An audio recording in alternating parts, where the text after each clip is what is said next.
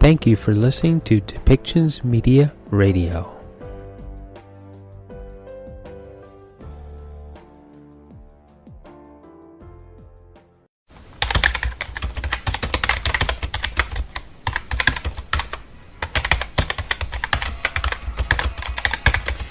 Welcome to Policy and Rights, the show about human rights and government policy.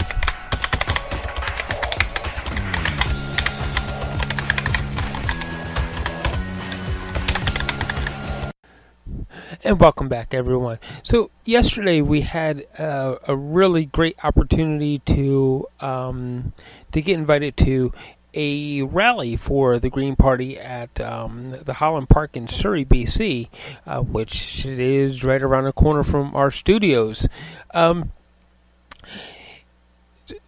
Sonia Furstenau, she explained some of the reasoning behind the BC Green platform and the goals of that platform. Of course, the goals of that platform also affect us as the citizens and residents of British Columbia.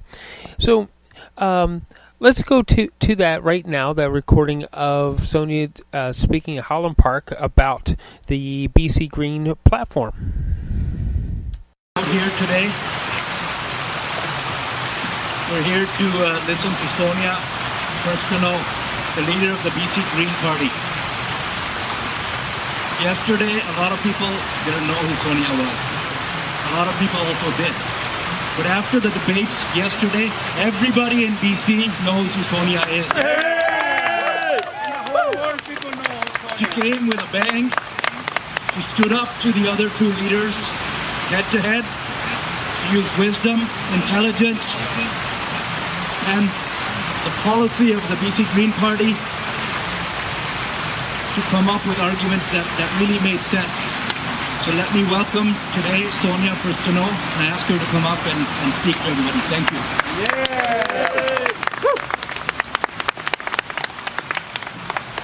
Thank you. I'm so delighted to be here with our candidates from Surrey and other candidates from the Lower Mainland. I'm so grateful to the people who have stepped up to run in this snap election. We have an incredible team of BC Green candidates, an incredible team of staff, volunteers, campaign managers, supporters and donors, and they are making it possible for us to show to British Columbia that there really is an alternative in this election, that you can vote with hope, you can vote for a future that we all want, in which we are all working together in British Columbia. And I'm delighted to be here today. We released our full platform, which is a platform that has at its core a recognition that we need to address the urgent issues that people are experiencing today because of COVID-19, because of the financial crisis. We need to meet the needs of British Columbians, businesses, tourism operators, teachers and families, communities, all of those tribes. And at the same time, every investment we make must be an investment in a safer, healthier, more sustainable future for our children and their grandchildren. I'm happy to take questions right now. Thank you.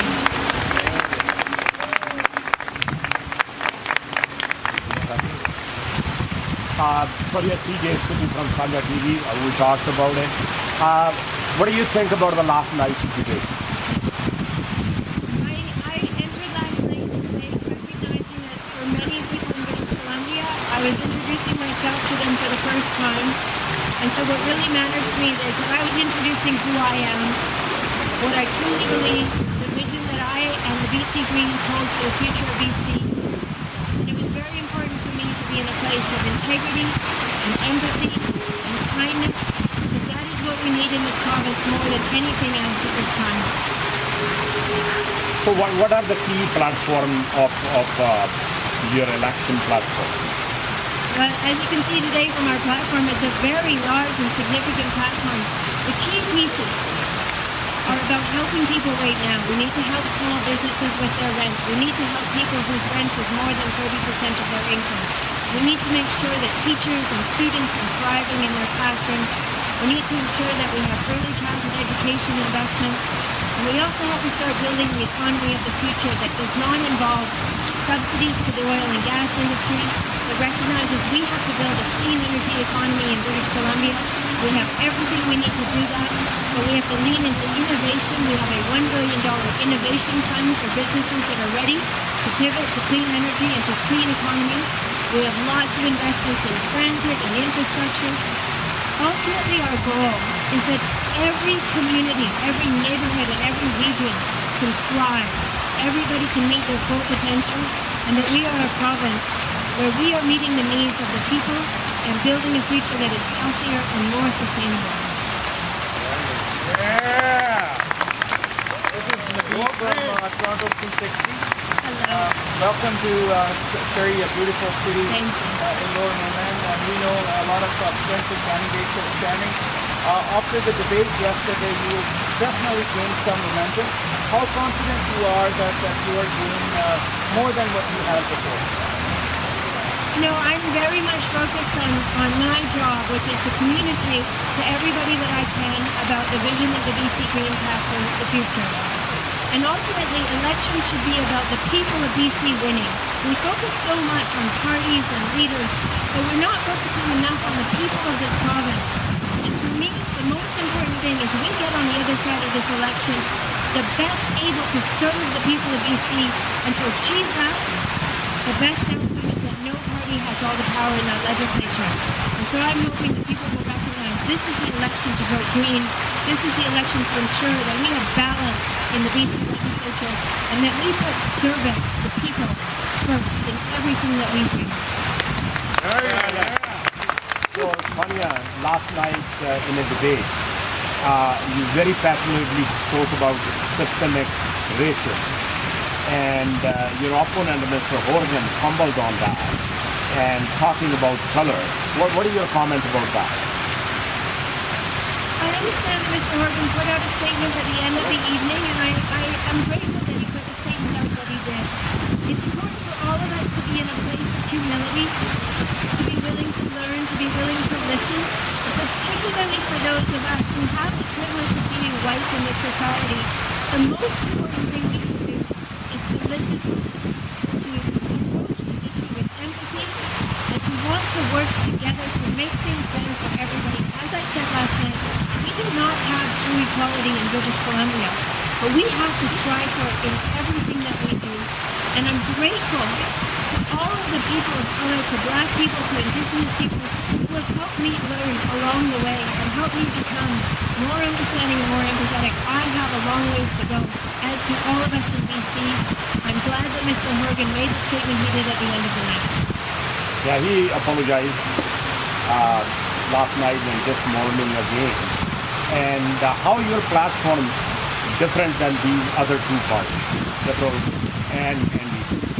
Specifically on the issue of anti-racism, in our platform, we recognize that if we want to be an anti-racist society, which is what we need to be, that has to be part of our education system.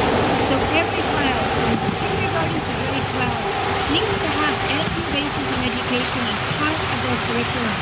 I remember, as an elementary student, celebrating multiculturalism as part of what it meant to be Canadian. It affected me as a Canadian to recognize how important that was. We need to go further. We need anti-racism. We need to embrace the fact that we have a long ways to go towards this equality, but that the journey is one of the most important ones that we can make as a province. Last time when we talked, you had a 74 candidates. Right now, how many candidates out of 87 you have in place? We have 74. That was the number that we got by the end. We only had 11 days to get all of our candidates. I'm so impressed and so grateful to the candidates that have come forward, to the teams that they have built. This has been breakneck speed for everybody in the BC Green Party. And we have attracted candidates that have incredible diversity of experience and knowledge and education. They are community leaders. They are committed to their community. I'm pleased that we have Muslim candidates. This is the kind of diversity that we need to strive for in our party, and we will continue to work to do better. So, for the parties, I know the Green Party is a fairly new party, but definitely to build a party, you need funds and you need sponsorship. How better are you doing? Because your candidates are doing all the best they can, but definitely party needs some sort of programming to collect funds. Are you aware of that? How are you doing? Are you struggling? We are seeing record levels of donations to the BC Greens at this time. It was extraordinary. In the first week of the election campaign, $100,000 came in. People are excited. People are motivated. They are hopeful about a vision for politics that could be so different than what we've had for so long in BC.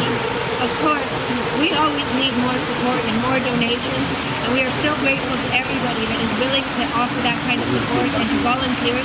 This is what political parties need to be about people, about grassroots, communities, and all of us coming together to walk towards that vision that we know we could have, a brighter, more beautiful future for our province. Very nice. Thank you very much. Thank you very much. Thank you all. I'm so delighted to be here today.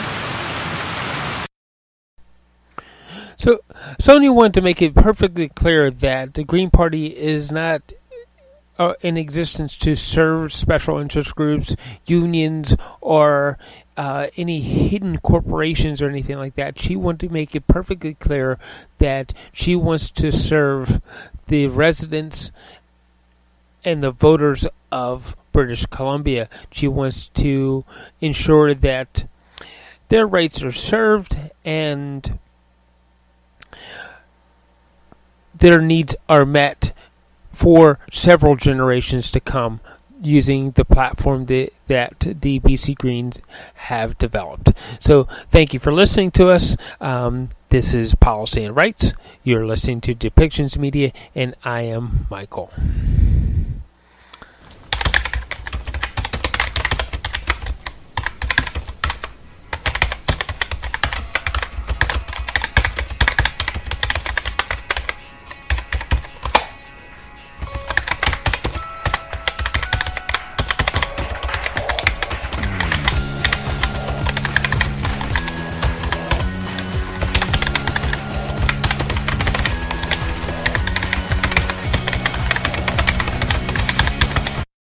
This show has been produced by Depictions Media.